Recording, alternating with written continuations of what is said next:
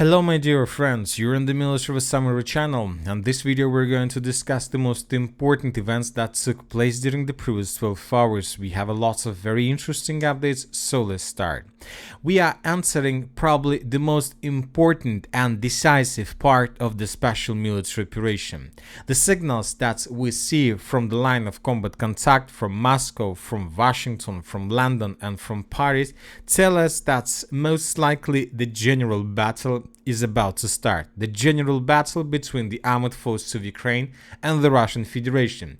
And obviously, who wins the general battle will dictate the terms and the rules of the settlement of the conflict between Ukraine and the Russian Federation. And for example, why the general battle is going to start probably the next week, or the Russian another major offensive. The thing is that the Russian Federation enters a very interesting period of time. There are lots of holidays ahead of us. For example, the next very important, probably the most important holiday of the Russian Federation is the Orthodox Easter that is going to take place on the 20th of April of 2025, so less than in a month. And right after the Orthodox Easter, the Russians are going to answer the early May holidays like the Day of Victory and many other important holidays for the Russian Federation.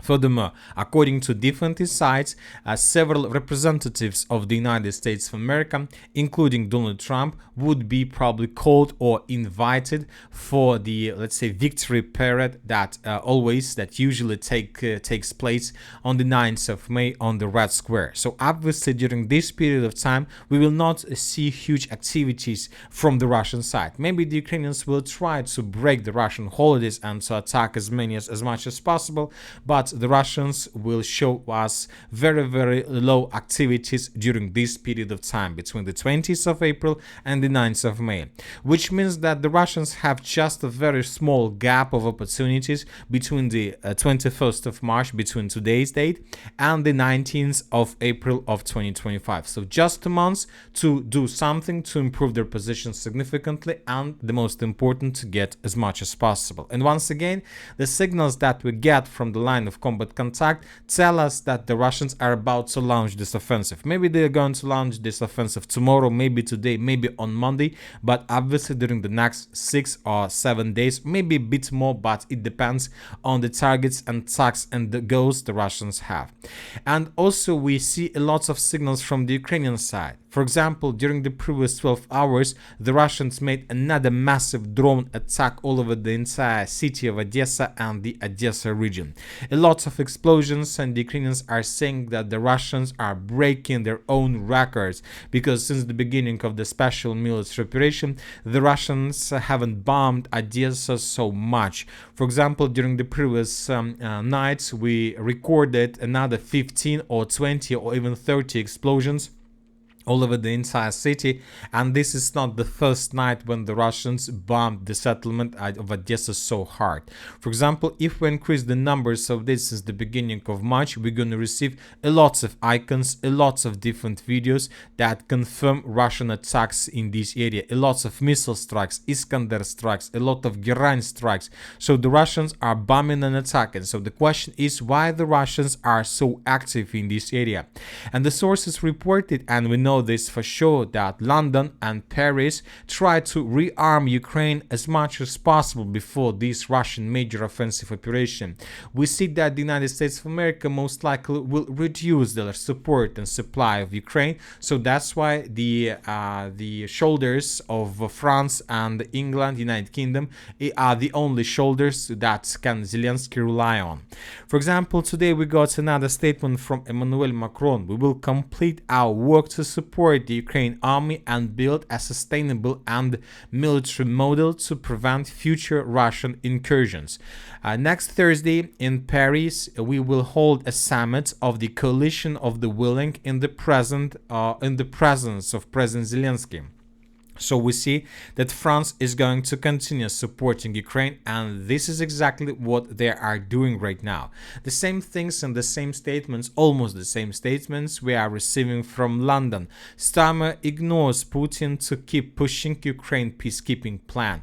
Starmer is sending weapons to Ukraine, rearming Ukraine as fast as possible and as much as possible with the purpose to give a chance to Ukraine to hold their lines during this major offensive operation from the Russian side. And another important thing that I would like to point to attention, that Zelensky is not in Ukraine. For example, in this map we keep Zelensky in Kiev, but according to information we have, these days Zelensky is traveling all over the entire Europe. He was in Poland, he was in Finland. Zelensky currently is in Norway, and most likely then he is going to continue his traveling all over the entire territory of Europe, because he understands that for now it is very dangerous for him to stay in Kiev, because as we discussed, for example, yesterday, Zelensky himself doesn't know for sure whether he is able to hold his power in his hands for another month, for another April. So very difficult situation. So the European countries will try to keep him as far as possible from Ukraine, as far as possible from the danger zone, and as close as possible to the secure area like France, London, so every European country. Where Zelensky, of course, will have a trip and will have additional, let's say, supply and support from another country. Another important thing is the situation on the ground, of course, because the Russians, we believe that they have a lot of plans how exactly to continue the special military operation and where exactly to attack during the next months. But we believe that most likely the Russians will begin offensive operation for the next months in the direction of Konstantinovka, Kramatorsk, Slaviansk, Siversk, because we received too many updates exactly from this area. If once again we increase the numbers of days since the beginning of March, we're gonna receive a lots of videos and a lots of updates regarding Russian attacks on the territory of Slaviansk and Kramatorsk. The Russians reported that during the previous months they managed to destroy and damage lots of Ukrainian positions, headquarters of the special forces, of the special services. For example, in this video we can see how the Russians managed to discover the positions of the 18th Brigade of the Armored Forces of Ukraine, and this temporary deployment point was destroyed as a result of Iskander strike or as a result of FAB attack. Another video took place from the city of Kramatorsk. In this video we can see how the Russians managed to discover the positions and the headquarters of the command staff of the Lugansk tactical group, and as a result of Iskander strike, this command staff, this command center was destroyed. The Russians reported that up to 25 servicemen among the command staff were destroyed, plus minus, and around 30 soldiers of the security also were destroyed. So the Russians are trying to cut the head of this direction with the purpose to deorganize the Ukrainian forces and to begin their own full-scale offensive. I'll remind you that during the previous several days we've been receiving lots of very important and interesting updates, and probably the most important one is that according to the Group of Forces West, the Russians managed to answer the settlement of Yampol, and furthermore we got lots of reports that the Russians were attacking the settlement of Vasyukovka. As this attack took place probably 3 or 4 days ago, and yet we haven't received anything that can give us additional updates regarding the situation in this area, but everything tells us that most likely the Russians are planning to take the settlement of Siversk in pincers regarding the losses. If the Russians are able to cut this salient, if the Russians are able to cut this territory, then of course the battle for Slaviansk begins. Anyway, the Russians also planning to continue attacks in the direction of Konstantinovka, and for example today we got another video how the Russians managed to break through the Ukrainian defense belt in the settlement of Tarasovka. This video was published by the Russian side, and in this video we can see very close combat between the Russians and the Ukrainians, and according to information we have, the Russians won that battle. And based on this video we have adjusted the southern part of the village, and we see that the Russians continue advancing. Furthermore, I'll remind you, that these days the Russians were improved their position significantly to the north of Druzhba along Seversky Donetsk-Donbass Canal. We stopped receiving any updates regarding further the progress of the Russians, but we believe that the Russians didn't stop. They continue improving their positions. As for now, we still haven't received any geolocation that can confirm this. And of course, the city of Seversk itself. As for the previous 24 hours, the Russians, as you can see, were focused mainly on the southern part of this direction by bombing and attacking the temporary deployment points in the warehouses of the armored forces of Ukraine. So the Russians most likely will try to continue attacks from the southern directions, from the villages of Vasyukovka towards Fedorovka, Perezhnya, Kuzminovka, and further in the direction of Svyatopokrovska. And of course, we are still waiting for additional updates from Yampol. We haven't received any confirmations, but obviously we are waiting for this. Now let's move further and let's continue talks about our discussions of the Sumy direction, because this area could be another possible direction where the Russians will launch their major offensive operation or will start their general battle. During the previous 24 hours, we got lots of very important updates, and first let's talk about the Belgorod direction. Today we continue receiving different updates how the Russians were bombing and attacking those Ukrainian forces that were involved in all those attacks, and that we see the Ukrainians continue sending more and more forces in this area with the purpose to reinforce the direction and to continue probably offensive operation. But if you ask my opinion, I have a very interesting question regarding this situation. You know that since the beginning of the special military operation, the Ukrainians made a lot of attempts to attack the Russian positions, but usually they were trying to attack those directions where they were 100% sure that the Russians have the weakest positions there. They made several mistakes in the past. They made mistake in the Zaporozhye, but I still don't know why exactly the Ukrainians chosen that direction for offensive operation. But when they were attacking Suja, the Ukrainians during the first days didn't face any let's say resistance from the Russian side. And now the Ukrainians began attacks in the Belgorod direction, and we see that the Russians show fierce resistance to the Ukrainians.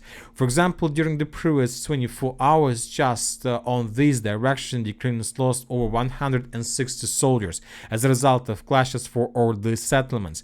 Another important thing that today, for the first time since the beginning of the Ukraine offensive operation, several very reliable pro-Russian resources reported that as a result of all those offensives, and the Ukrainians managed to enter the settlement of Demidovka from the southwest. As for now, we are not adjusting the map, but once again, the pro-Russian resources reported that the first sabotage and reconnaissance group managed to enter the southwestern part and to dig in deeper. So you know that I'm trying to tell you not that the Ukrainians are advancing, that they're very successful. I'm just trying to tell you that the Russians were ready for this offensive operation. This is the first thing. And the second thing is that the Russians were not just ready, but maybe the Russians are the side that's planned to attack in the direction of the city of Sumy, and now all these attempts to attack from the Ukrainian side have just one purpose: to maintain the gray zone, to get as close as possible to the Russian positions, and probably to break the Russian plans of the Russian offensive operations towards the city of Sumy. Furthermore, during the day we got another important report from the settlement of Krasnopolye. The Ukrainian sources reported that Ukrainians announced an urgent evacuation exactly from the territory of this village. Probably several reasons of this. The first reason is that Ukrainians need place to deploy their troops, houses, roof above their heads, so that's why they ask civilians to leave the settlement.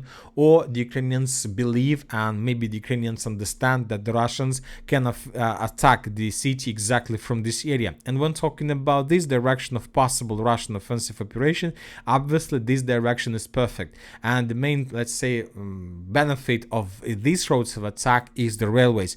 If the Russians are able to establish complete control, over these territories, railways, then the Russians will be able very fast to restore the railway connection between this part of Ukraine and the mainland of the Russian Federation.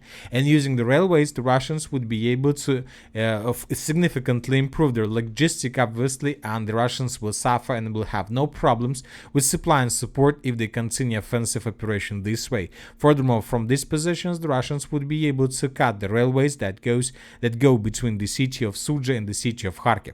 So maybe all these Ukraine attacks is not like attempt to answer deep inside the territory of Russia, but to prevent from future disaster that the Russians can create in the same direction. When talking about the Sumy area, the Sumy direction, the Russians continue clearing operation. We continue receiving different updates, different videos of how the Russians were attacking and destroying Ukrainian vehicles, equipment all over the entire line of combat contact. We continue receiving different videos with the trophies that the Russians managed to capture in this area. As you can see, another Max Pro completely undamaged was captured by the Russians.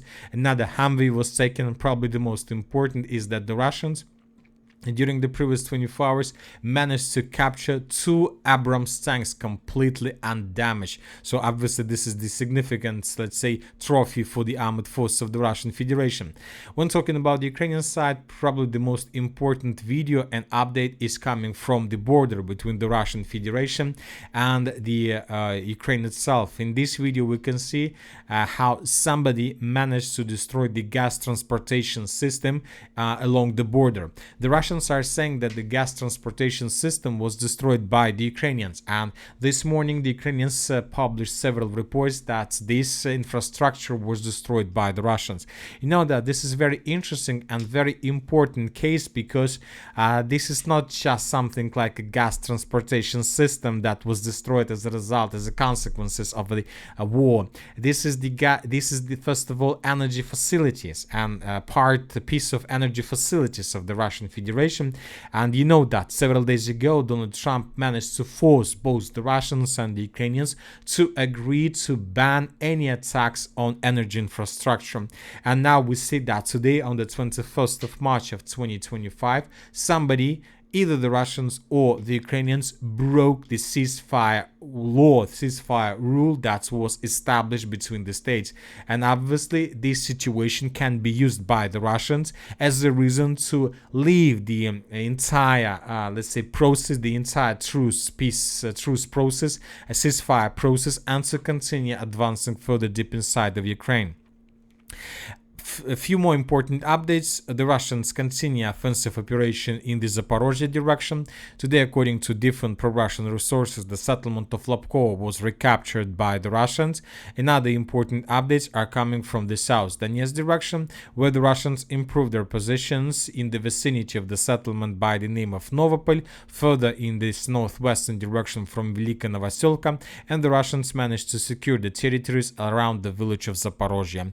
And that's it for the short video. Military Summary channel reminds we condemn any violence in the world. Thank you for your watching. Subscribe to my channel, put your likes, join my Patreon, and have a good day. Bye bye.